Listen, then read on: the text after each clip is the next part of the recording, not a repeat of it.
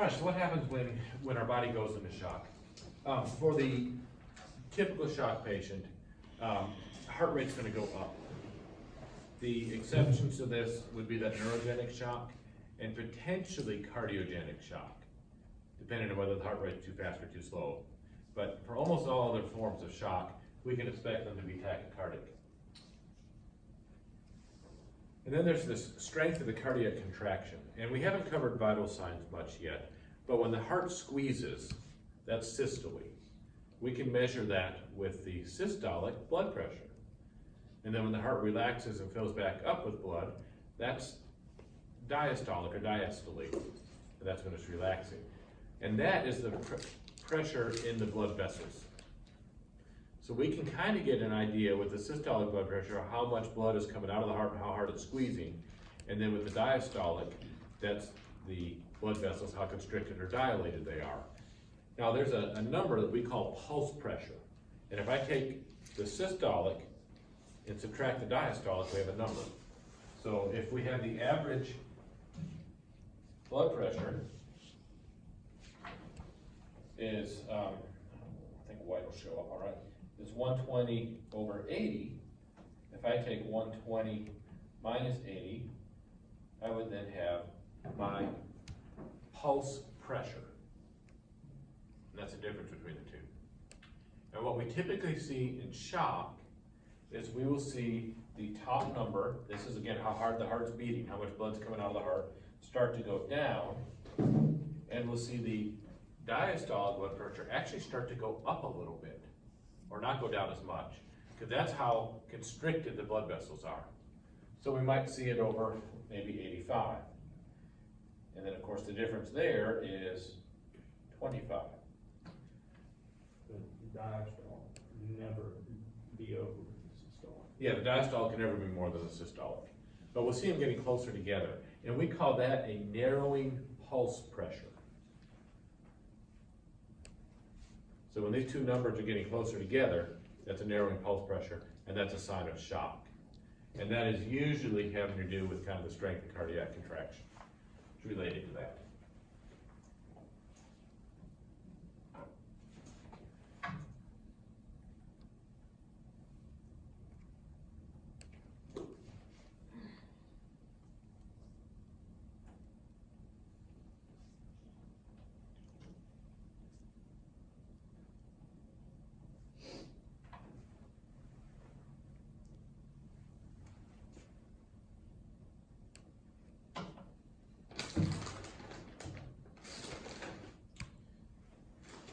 The typical shock patient, because the blood vessels are constricting, and it's not everywhere, we're trying to shunt the blood from the stuff that we don't really need to the stuff that we do.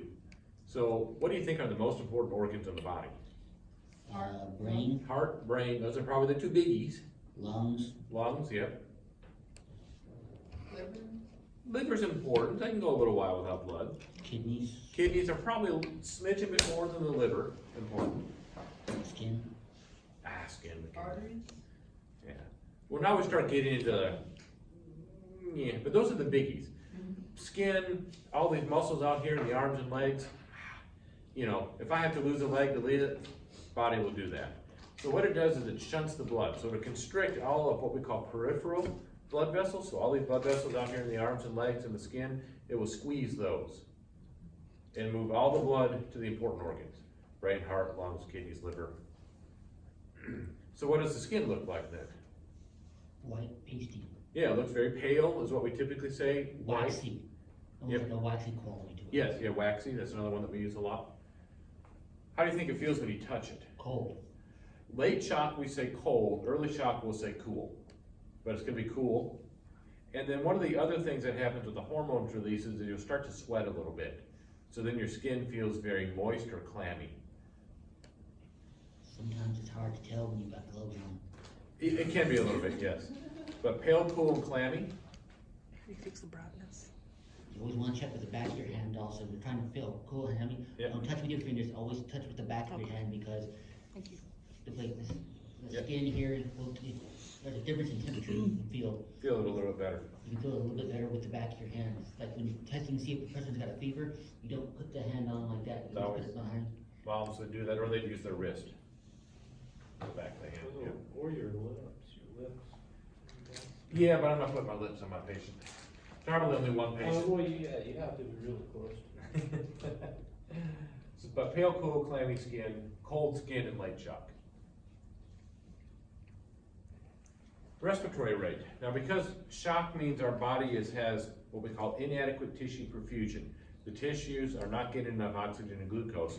The body's gonna try and fix that a little bit by breathing faster. So typically, they're a little tachypneic, tachypnea, fast breathing. So we'll see respiratory rates up in the, 18, 24, or something like that. What about pupil size? Pupils, will typically dilate. Mhm. Because when we're going into the shock state, it's almost like the fight or flight. Well, it is the fight or flight response. So pupils will typically get bigger to try to take in more light. And then mental status, and this is one of the earliest signs, because the brain is perhaps the most sensitive to low levels of oxygen and glucose. So as our blood pressure starts to go down and we start to go in shock, the brain's not getting quite as much as it would like, and it gets very anxious and restless, sometimes very irritable, cranky. And as you progress into later shock, they become less responsive, become unconscious. Hyperactivity is a big one also. That's an early sign of shock. Yeah, they'll be very restless, anxious, moving around a little bit. And the reason I notice is after firefight, you're bouncing around, and all then that adrenaline, you start calming down, and you start shaking, you get getting chills. Yep. Your breathing becomes ragged. So now I'm gonna throw some numbers and things at you, and you're not gonna like me. But we're gonna have some fun with math. And I figured Justin did this with breathing, and he said he covered like tidal volumes and breathing and stuff like that on Tuesday. So cardiac output, heart rate multiplied by stroke volume. So if someone's heart rate, let's say they're beating 80 beats per minute, and I multiply it, and they usually have 80 milliliters per beat. If I multiply that out, I'm at 6,400 milliliters per minute. And that's roughly how much blood is pumping through your body, or through your heart, every minute. Now this varies a little bit from person to person. Some people's hearts are bigger than others and all that, but let's just go with this. So if someone starts to bleed out, then their stroke volume might go down, which would be this number. So then if it would be 80 multiplied by, let's say 70, because it went down because they lost some blood, now we're at 5,600. So not as much cardiac output. Could the body fix that? Yes. Yeah, we could increase the heart rate. So let's increase the heart rate to 90, but keep that at the 70 milliliters, and now we're up to 6,300 again, which is pretty close to the 6,400. Now I'm throwing numbers out here just to help you kind of see this, because you're never going to look at someone's heart and say, ooh, they have a stroke volume of 74 milliliters. We have equipment that can do that, but that usually involves heart lines and cardiothoracic people, and not anything we're gonna do with the field. So I'm not going to know the numbers per se, but I want you to understand that if I'm losing blood, one of the ways my body tries to compensate is to increase the heart rate. But it can only go so high. So if I lose a lot of blood, and let's say I was at 30, what would my heart rate have to be to try to get to 6,400 again? Well, now my heart rate would have to be at like 200. That would get me at 6,000. Well, your heart can't beat that fast for very long, and it runs into other problems. So we can only go up so much. But that's our heart rate and stroke volume.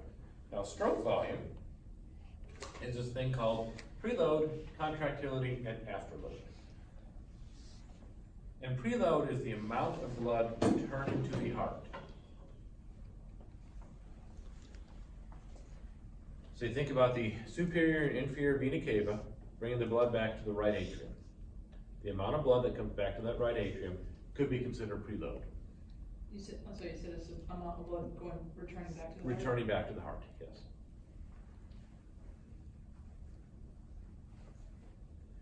So your patient, at a club, got into a fight, got stabbed 2 or 3 times, and had their brachial artery cut in the fight. And they've squirted a lot of blood. And if we normally have about 5 to 6 liters in our body, this person has lost 2 of them there on the ground. So they only have 3 liters left in them. There just is not gonna be as much coming back to the heart, so our preload is down. Preload goes down, then our stroke volume goes down. Stroke volume goes down, cardiac output goes down. Contractility is how strong your heart beats. And there's a thing called the Frank-Starling effect, and sometimes it's just short for the Starling law.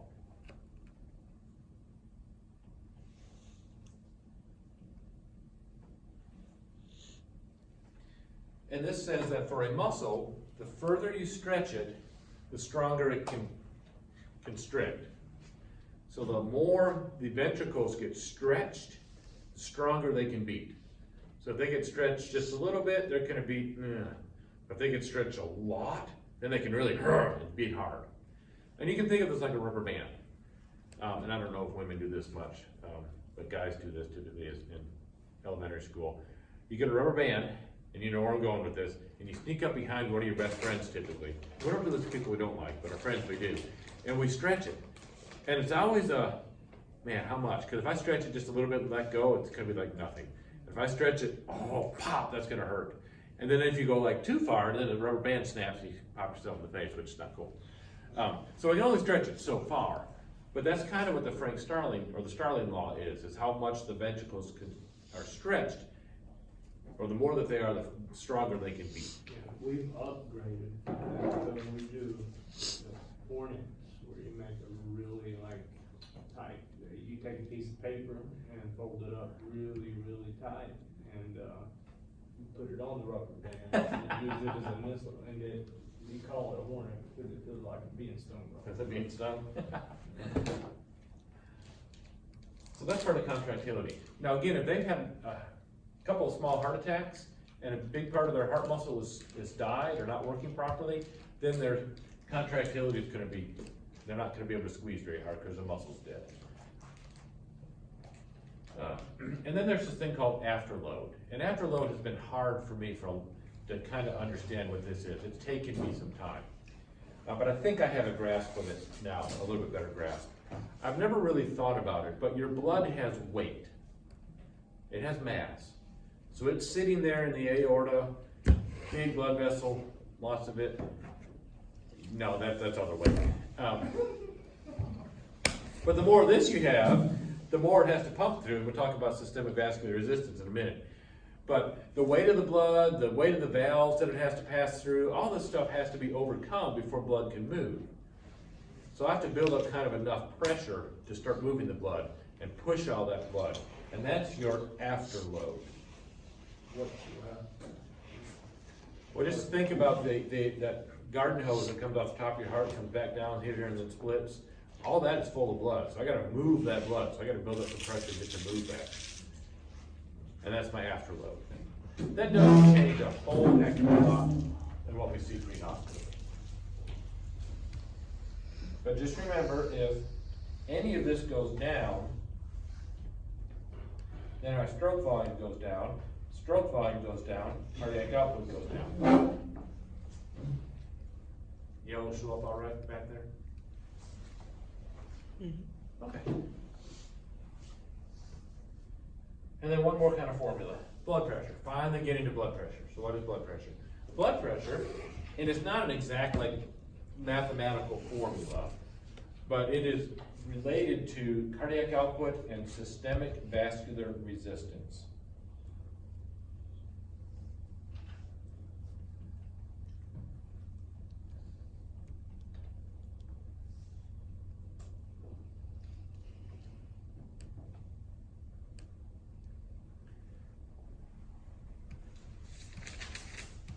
And systemic vascular resistance is basically how constricted or dilated your blood vessels are.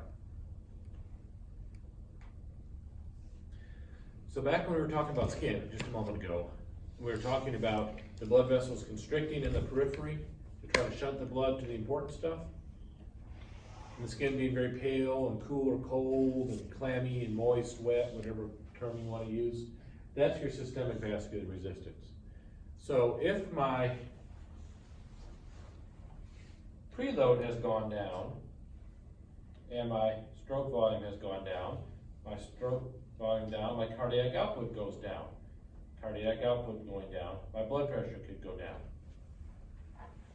Now to compensate for this, a couple of things are going to happen.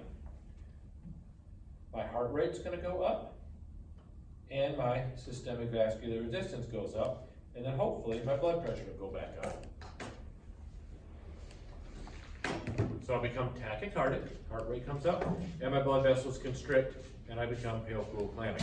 But then my blood goes to the important parts, and that's compensated.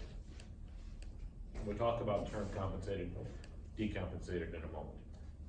But do you understand the theory behind what's happening here? Because this is stuff you're going to see potentially with every patient. You gotta remember, we have to get oxygen and glucose to our patients, and to do that, we need to have good blood flow. We need to have good perfusion.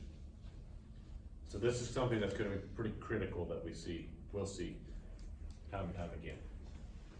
But you just can't calculate all that on the back of the bus, right? No, we don't. But I want you to understand the theories behind it. So when your patient has been shot and you wonder why their heart rate's 140, well, it's probably because they've lost a lot of blood and your body's trying to compensate. When their skin is pale and clammy, and you're like, why is that? Well, they're trying to compensate by increasing systemic vascular resistance. When I can't find that pulse anymore, but I can still feel one here, I want you to know that they've clamped down so much, they must be like way down this compensation thing, because they're not even Yeah, if you pushing can't blood feel here it, anymore. just go try and feel it.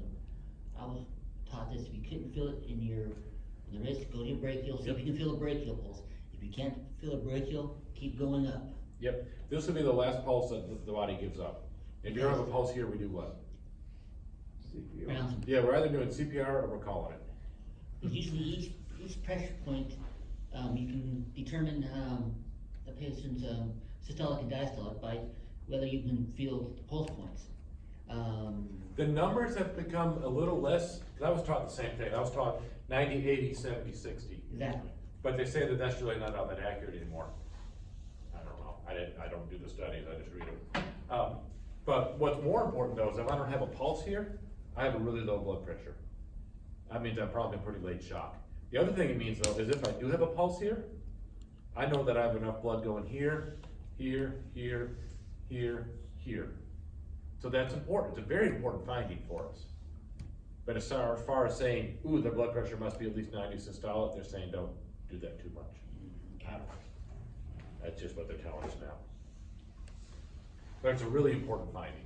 So it's critical that we check and compare pulses. So some things that happen.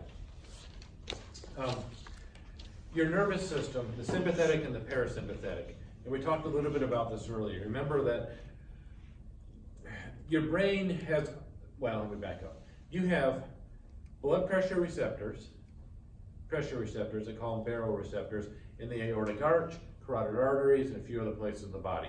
So your brain's constantly getting feedback about how much blood pressure you have. They also have chemical receptors in your body. We call those chemoreceptors, measuring how much oxygen and carbon dioxide you have in the body. So your brain's constantly getting this input of information and going, it's good, it's bad, I need to do this, I need to change that, I need to raise blood pressure, lower blood pressure, I need to breathe faster, whatever. So you have this nervous impulse coming to the brain. And then if the blood pressure is too low, it'll send a signal down to the adrenal glands to release epinephrine and norepinephrine, release adrenaline. It will also send a signal down to the heart to try to beat faster, and it'll send a signal out to the peripheral blood vessels to try to constrict. So remember, in neurogenic shock, when we cut the nervous system, that stuff doesn't work anymore. So you won't see those things in the nervous system. You also have a hormonal response to shock. And the hormones gets a little more complicated because there's a lot of hormones here. So the hormones, we know epinephrine and norepinephrine. You may have heard those before. If you haven't heard them as that, you've probably heard the term adrenaline or adrenaline rush. So these are hormones that are released from the adrenal glands, and these glands sit on top of the kidneys. And they actually have a few different layers, and different layers release different chemicals, but anyways, these are released from the adrenal glands. Epinephrine and norepinephrine. And epinephrine causes the heart rate to go up, causes your heart muscle to squeeze a little bit stronger, we call that contractility, causes some vasoconstriction,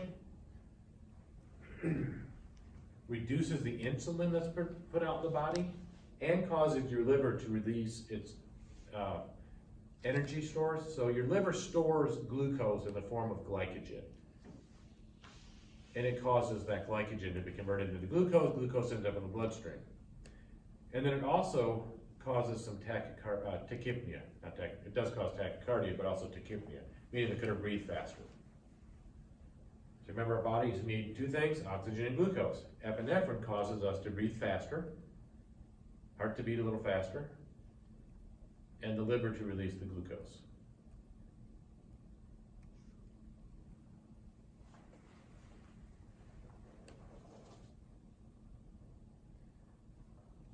And part of the epinephrine response also causes the pupils to dilate.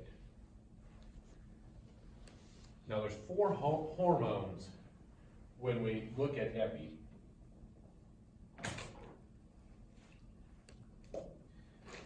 We have alpha 1, alpha 2, beta 1, and beta 2. And there's also a beta 3 and an alpha 3, but we don't deal with those too much. But alphas and betas. Alpha 1 and alpha 2 deal with vasoconstriction and dilation. Beta 1 deals with the one heart that you have. So it causes the heart to beat faster, it causes it to beat stronger. So, alpha 1 is vasoconstriction, and what was the other one? Alpha 1 and alpha 2 kind of work together for vasoconstriction. Okay. It's just, And then also vasodilation is the important stuff. So they close off the blood vessels to what we don't need and open up the blood vessels to what we do. But that's part of the reason why the skin looks pale, is because of this alpha 1, alpha 2. Beta 1 for the heart, one heart, causes it to beat faster and stronger. Beta 2 is for your 2 lungs. And it causes bronchodilation and tachypnea. So it causes the bronchioles to get bigger, open up. If the tubes in my lungs are bigger, I can get more air in and out. So I get more oxygen in and CO2 out. So who has heard of albuterol? We've probably all had it, seen somebody that's had it. It's a wonderful drug for somebody that's short of breath. And wheezing. Wheezing is a sign that their bronchioles are constricted. So if you can give them a beta 2 agonist, you can cause those bronchioles to open back up. now, I'm sorry, I keep my short-term memory is crap. Bronchodilation for B2 and what else? Tachypnea, breathe faster. But beta 2 works on the lungs, because you have 2 lungs. Beta 1 works on the heart, you have 1 heart. That's how I remember it.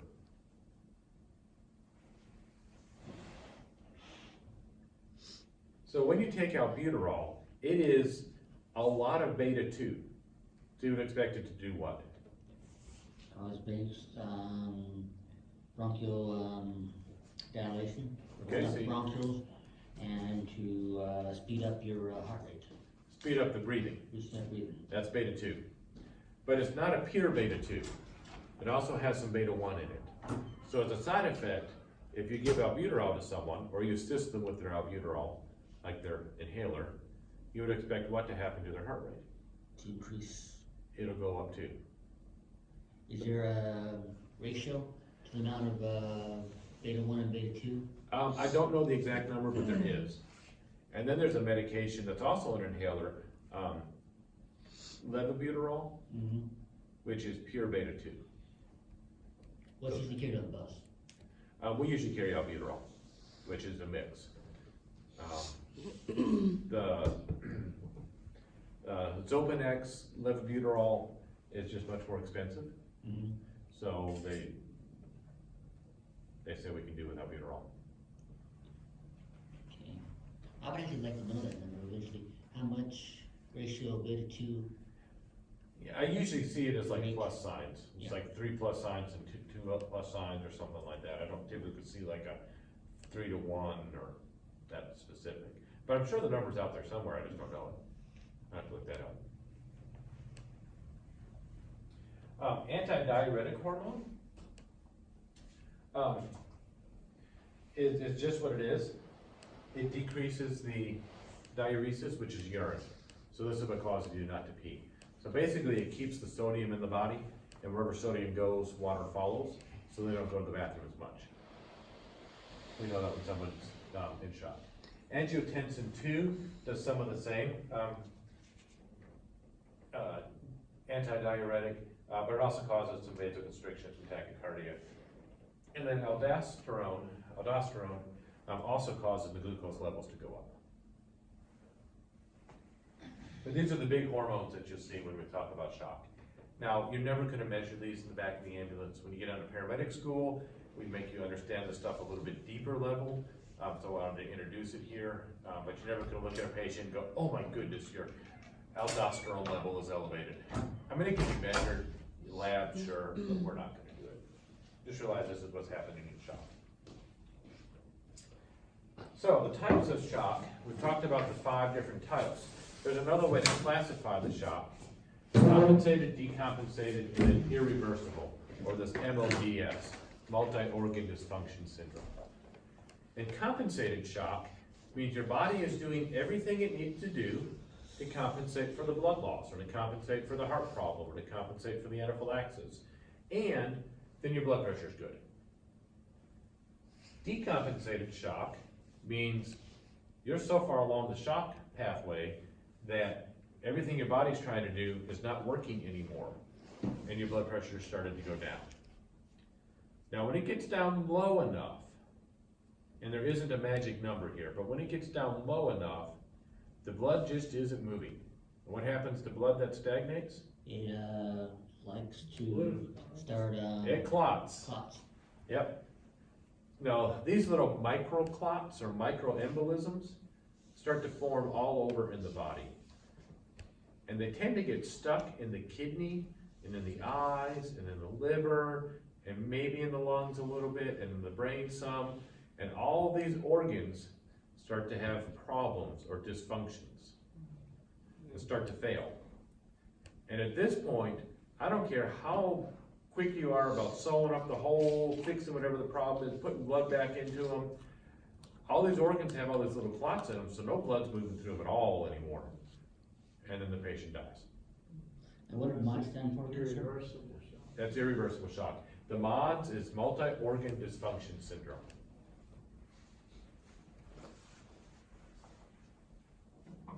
Multi-organ dysfunctional.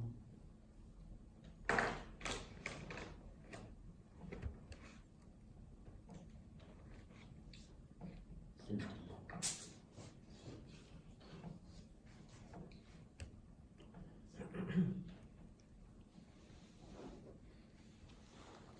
Now, in hospital, not anything we're gonna do pre-hospital, but in hospital, if they think somebody's in MODS, they might actually put them on some anticoagulants. You think that's kind of funny for a bad trauma patient to be put on a blood thinner, but they're trying to prevent this from happening.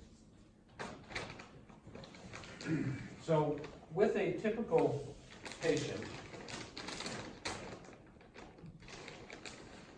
if we were to do a little blood pressure over time, I'll try to do that in a lighter area, hoping that'll show up okay. But when somebody first has a traumatic injury, their blood pressure was going along, and actually, as you start to become tachycardic, and the epinephrine, the adrenaline rush hits, your blood pressure will start to go up a little bit. And then as they lose more and more blood, it'll start to go down, and eventually they crash and die. Now, at some point in here, we cross from compensated to decompensated. Does that green show up? I wasn't even worried about that, I just wanna see if you can see it. Yeah, little. Can you guys see it? Mhm. Okay. So when you cross that magic point, we go from compensated to decompensated. Anybody know what that magic number is for us? Really? 100. From compensated to decompensated. Ooh, you're really close. For our systolic blood pressure, when it gets below 90, then we've crossed from compensated to decompensated. And this is for the typical adult. Children are different. But for the typical adult, we think blood pressure 90. So if their blood pressure is 90 or above, they're compensated. When it drops below 90, they're decompensated. Now, what information or what does that tell us?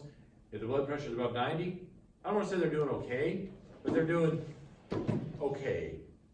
Gets below 90, they're not okay anymore.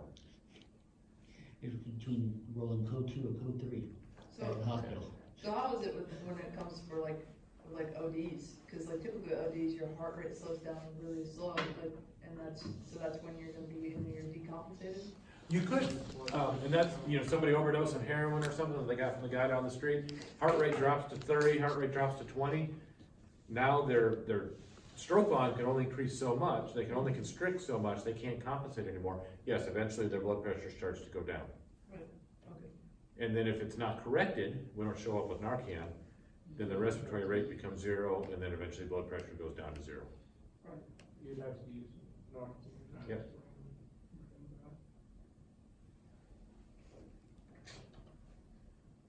And what form, what are the different forms of Um, Narcan that- As EMTs, you can do it 2 ways. You can squirt it up the nose intranasally, or you can do a Narcan auto-injector and shoot them in the thigh. Like an EpiPen? Yep, it's just like an EpiPen. Most of our law enforcement officers carry the EpiPen type thing. Yeah. The over-the-counter stuff, at least at my pharmacy, is a Narcan pen. But on the ambulance, we carry it, we draw it up, and we give it intranasally. It's just a lot cheaper for us on the ambulance that way. Do they have to, if you give it intranasally, do they have to be able to take it in, like? It gets absorbed through the mucosa. And when we get to pharmacology, you're gonna play with this thing called the mucosal atomizer device. And when you squirt through it, it makes this extremely fine mist. And that would settle on the inside of their nose, and then that gets absorbed through the nose and gets into the bloodstream. And it works really, really well.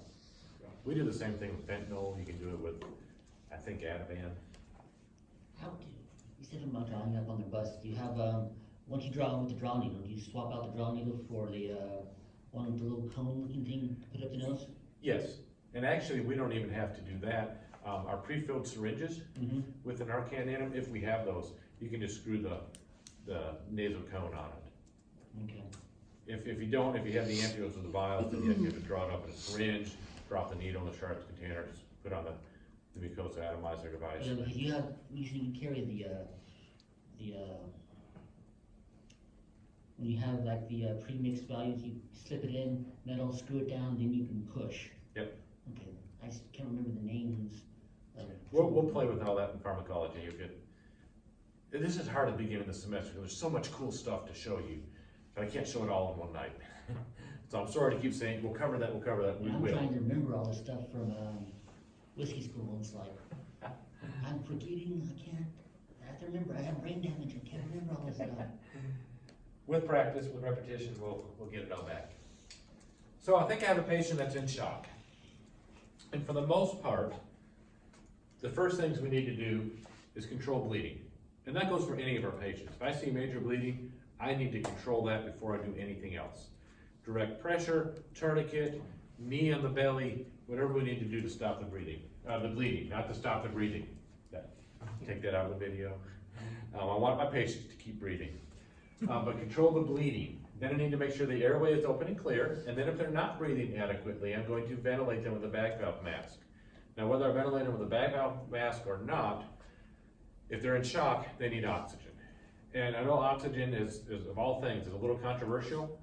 But for right now, they're telling us if we suspect our patient is in shock, we should be giving high concentrations of it. Meaning that we're going to use a mask on their face at a flow rate of 10 to 12 to 15 liters per minute, or with the bag valve mask hooked up to 15 liters per minute. What you said, it's a bit controversial right now. Because we can hyperoxygenate patients and cause damage. free radical damage, vasoconstrictive stuff, it can cause some damage. Then the EMS field is oxygen, basically. I don't know, oxygen is used like, I don't know a good term for it, oxygen is used for almost everything. Did you get up and take 4 or 5 aspirin this morning?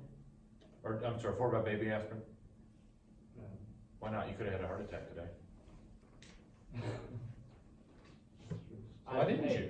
Hey, I do, however, have a big bottle of baby aspirin that I keep at home. So why don't you take that every morning in case you have a heart attack? Did you know that you weren't gonna have a heart attack today? Because if you do that every day, the body's gonna keep that. Oh, wait, there's Yeah. side effects? Yes, Oh, right, well, there is with oxygen too. And you're right, historically, we always said, oxygen, it's in the air, it can't hurt you, just give as much of it as you want. We were wrong, we were really wrong. Like, we probably helped people go to the light in some respects by giving too much oxygen. I know that you want to do that with a diet patient, if you're trying to get them, where they pre-treat for, decompression. Yes, there are times where oxygen and high concentration oxygen is very helpful, but the routine use of it now, we don't wanna do that. So the oxygen for everything, no. But you will still see some, when you ride clinicals, you'll see some preceptors that will do that. But it did used to be that way. Yes, though, it did. right? It And did. some of the older school guys are still. Hopefully, we've educated most everybody now, but old habits die hard. But it's the same reason why you wouldn't take, okay, this morning, let's see, I should take 4 baby aspirin because I may have a heart attack, I should take a couple of Benadryl because I may get stung by a bee.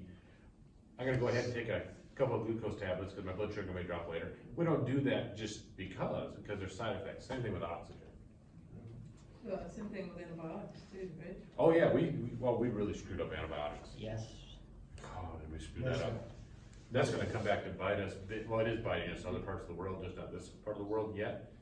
But all those people that travel to like China and come back, And actually China only has, well, no, China has some. That if you get the infection, we don't have anything to kill it. You just probably die. What is it? I think they have some, I think they have some E. coli that's resistant to all drugs in China. India has Jamaica? several, Pakistan has a couple. You can make a myosin? I mean, Yep, that's you the can one make that a wipes myosin. out everything. Nope, no, Vancomycin. Japan has a couple bugs that we don't have anything to kill. It's just kinda like, what was that disease that like had onset, like, spread in, Oh, the South Ebola Africa? thing? Ebola, yeah. Yeah, we didn't really have a cure for that. Yeah. Flesh eating. Then you have MRSA, which is methicillin-resistant Staph aureus. Yes, but there's now versions of MRSA that nothing will kill. We still don't have a cure for Ebola. No. There are vaccines for it that have shown great promise. Yeah, Ebola, like, Because you can Ebola slow is a it. virus, not a bacterial infection. Right. But we do have some vaccines that seem to work. The thing is with Ebola, most people die from dehydration. They die from the non-hemorrhagic hypovolemic shock. In this country, we've got IV fluids up the wazoo. We'll take care of you. But when you're in the bush somewhere, in some third world country, you don't have IV fluids to give, and those patients then die. And you know. Or not that many, that you might Yeah. have to, The sad thing about that is like, so many people die from it in South Africa, but South Africa, we'll say South Africa is a first world country in the continent of Africa, Mhm. if that makes sense. Not a first world country, we're talking about the perspective of the whole globe, but in the continent of Africa, South Africa, the country. If you were in Johannesburg, you probably got good medical care and wouldn't die from it, but in some little village somewhere, you're over. So provide oxygen, don't hyperventilate, don't hyperoxygenate. Position the patient. Like I mentioned earlier, we typically just keep them flat now, no more Trendelenburg. But if their arm is all mangled and it's bleeding from the arm, I don't have any problem trying to keep the arm up. Now, I wouldn't make them like hold the arm up riding the whole way to the hospital. But if you had some pillows or something to try to prop it up on, that would be fine. One of the things that we're really, really bad at in EMS is we don't think hypothermia, because, I gotta look good. And going into the hospital, there's all those cute nurses, I gotta look good. So I can't be like sweating. So in the back of my ambulance in the summer, I have the air conditioner cranked up as high as it would go. In fact, if my air conditioner doesn't work, I'm taking my ambulance out of service. I don't really care about the brakes, but if the air conditioner isn't working, it's out of service. So what is that doing to my patient that's lost a third of their blood? It's freezing them out. They're Usually, freezing them out. yeah, usually if you have your thermometer on, you put your, Yeah, the pulse ox won't Pulse ox. read because they're hypothermic and all that. But when our patients become hypothermic, two things happen. One, the clotting factors don't work as well, so they can't form clots, which is really bad for the trauma patient if they can't clot. And the other thing is they may even start to shiver a little bit, and that means they're burning through energy faster. And I really want them to keep their energy as much as they can, because they need that to heal. We don't need to burn it up by making them If cold. they get hypothermic, and they'll stop shivering, so it'll be okay. Yep, I have a question for you. yes, You know what a thermal angel is, right? thermal Angel. angel. It's No. it's a device that hooks up to the IV that, Oh, okay. warming Yeah. for shock patients, if your core temperature is below, 85 degrees.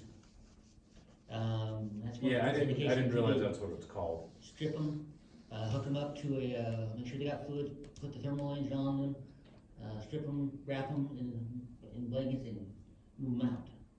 So, I was just gonna ask, with that, could you break out an emergency blanket for him? Yes, you should. You should, okay, You should cover them up with a blanket, an emergency blanket, whatever you have okay. to help keep them warm. And don't forget underneath them. Okay. And yeah, that's all to say, keep your ambulance warm. You're gonna be sweating. Yeah, I know, I'm sorry, I don't like to either. From Wisconsin, hot weather down here just about kills me every summer. I think it has once or twice, but, it's just something we gotta live with. Gotta take care of our patient, put your patient first. So now we kept them warm. The rule, the rule is my safety comes first, and then safety of my patient. I'm not gonna get that dehydrated on the call to the hospital or at the hospital. Did you have another question? I was gonna ask where at in Wisconsin. I'm from Madison. Oh, okay, I was stationed in Sheboygan, Wisconsin. Oh, okay, That's my yeah. first unit. Home of the rocks. Yeah. I miss my home state. I like Alabama, but I miss my home state. Nothing beats Door County though. Oh, the fall, beautiful, beautiful, beautiful, beautiful. So keeping our patient warm, and then if they have a broken bone, we wanna try and split that, because broken bones a lot of times will have blood loss, but internal bleeding, that maybe we can't see, but the more we can splint, the less blood there's gonna have, less blood loss there's gonna be. There's also another thing, that even if I don't have a broken bone, but I have some real bad cuts, just by splinting that arm, I'm less likely to move it or bump it and break those clots loose. So if you splint something, Rigid or semi-rigid splint in the bus? we generally have the rigid foam splints. So we'll play with some of them here. I was thinking about the SAM splint they have. Yes, we do have SAM splints. We don't use them a lot, at least my ambulance service doesn't, but we do have one.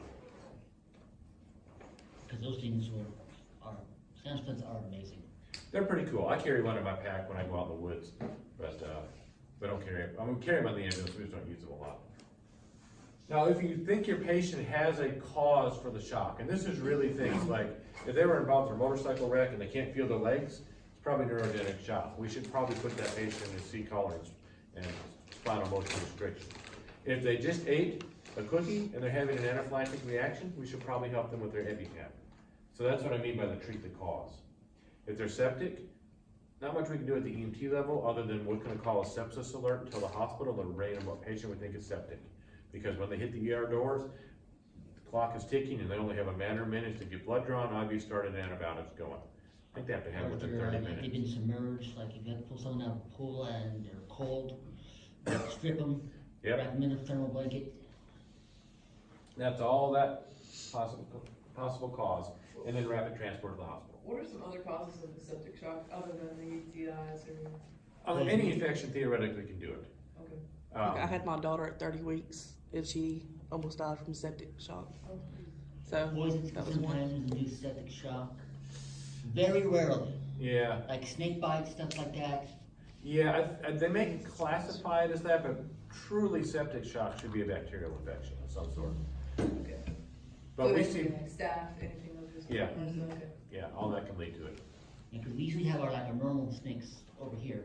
But you go overseas, there's Oh, a yeah. whole new breed of bugs and arachnids and scorpions and snakes that's going to make your life as a medic very complicated. because you don't Go know ahead.